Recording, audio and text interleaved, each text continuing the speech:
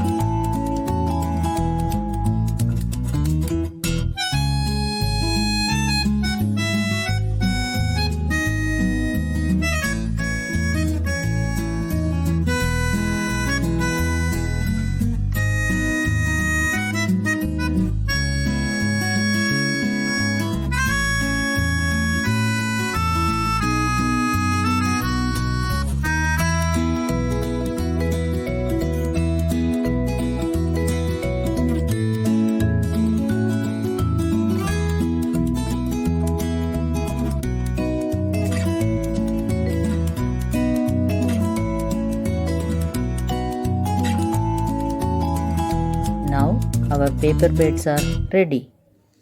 By hanging the paper birds, you can use it for decoration. Dear parents, help your children to do this.